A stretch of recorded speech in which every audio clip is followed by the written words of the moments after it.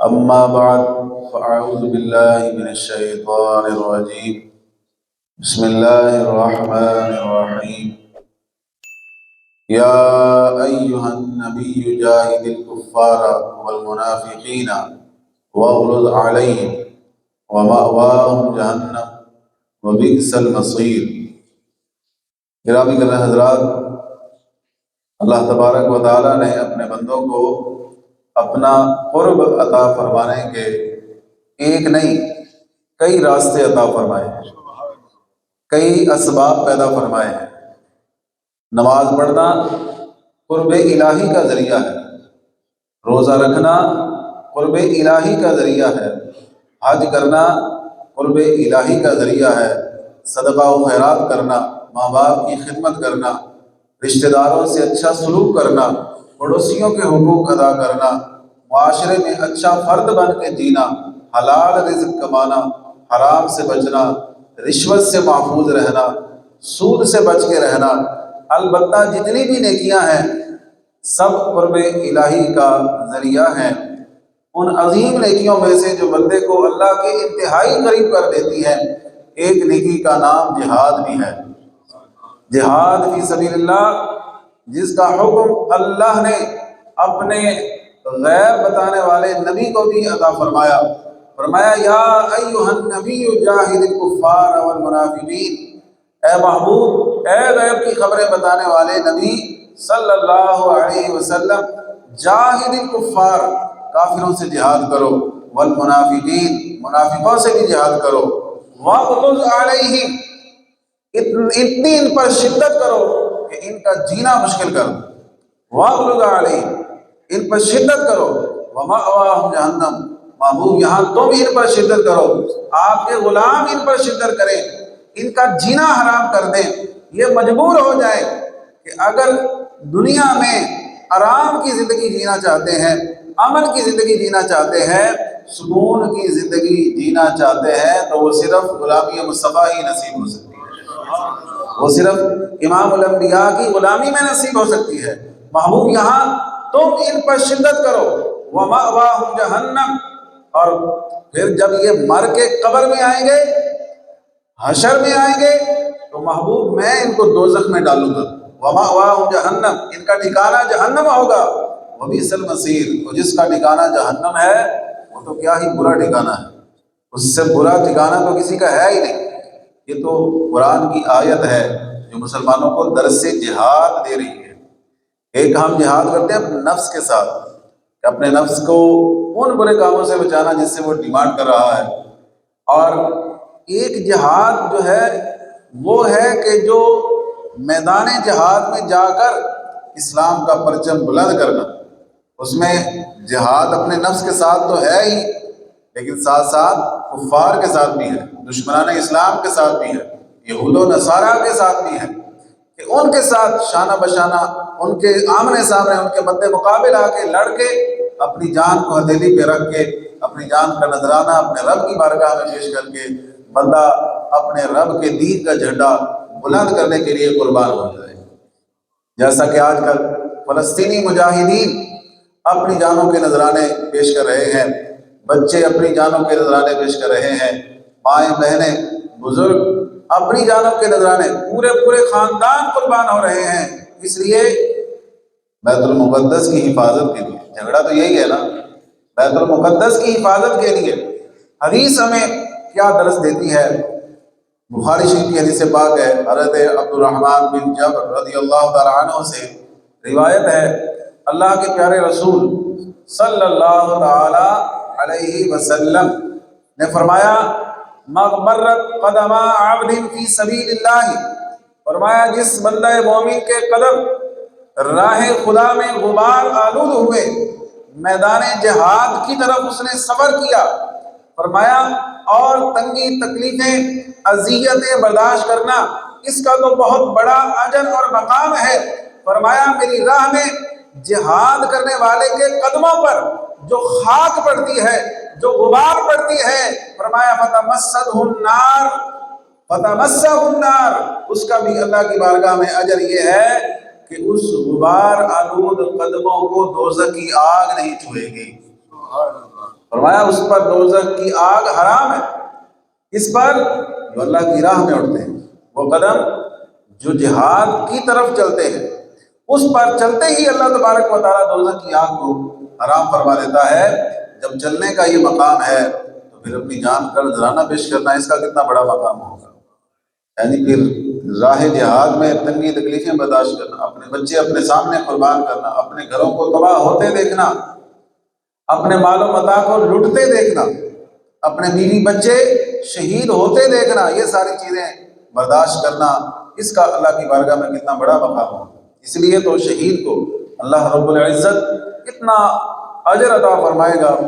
کہ وہ 10 بار تمنا کرے گا، یا اللہ مجھے دنیا میں بھیج، میں شہید کیا جاؤں، پھر مجھے زندگی ملے، پھر میں شہید کیا جاؤں۔ یہ نبی پاک صلی اللہ تعالیٰ علیہ وسلم نے اپنے لیے بھی فرمایا کہ میں اللہ کی بارگاہ میں تمنا کرتا ہوں کہ مجھے اللہ کی راہ میں شہید کیا جائے، پھر زندہ کیا جاؤں، پھر شہید کیا جائے، پھر زندہ کیا جاؤں۔ یہ اتنا بڑا مقام ہے کہ اللہ اپنا قرب عطا فرما رہا ہے اپنے بندے کو۔ جان تو اللہ نے کی ہی دی ہوئی ہے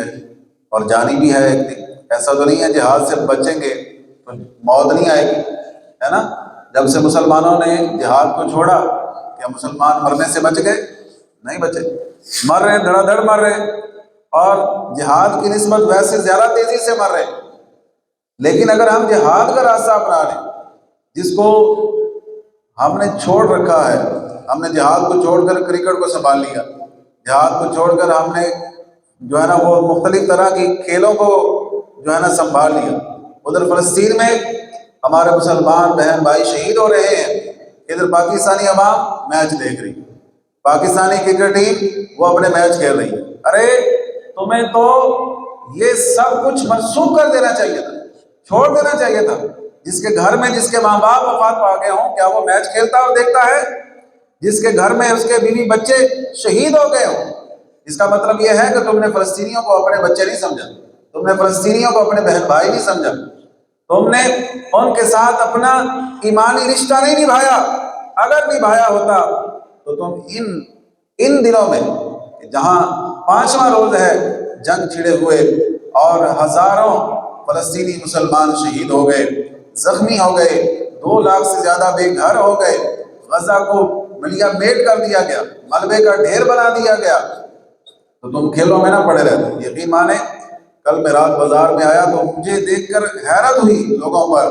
کہ لوگ اکٹھے ہو کے میچ دیکھ رہے، کھڑے ہو کے دیکھ رہے، بیٹھنے کی بھی جگہ نہیں، کھڑے ہو کے میچ دیکھ رہے۔ آئے ہائے، میں نے کہا اس قوم کا ستیہ ناش کر دیا مغربی سوچ نے کہ ان کو کھیلوں کے پیچھے لگا دیا۔ ان کو فکر ہے تو کھیل کی ہے، ان کو فکر ہے تو اپنے عیش و عشرت کی ہے، کھیل تماشوں کی ہے، ان کو بیت المقدس کی فکر نہیں ہے۔ اگر یہ قوم سنجیدہ ہوتی، ان کو بیت المقدس کی فکر ہوتی، فلسطین کی فکر ہوتی، کشمیر کی فکر ہوتی، اور دیگر وہ مسلم علاقے جو ظلم و ستم کی چکی میں پس رہے ہیں ان کی فکر ہوتی، تو پھر یہ میچ نہ دیکھتے، یہ کھیلوں کے پیچھے نہ پڑتے، پھر ان کے ہاتھ میں تلوار ہوتی۔ اور جب تک مسلمان کے ہاتھ میں تلوار تھی،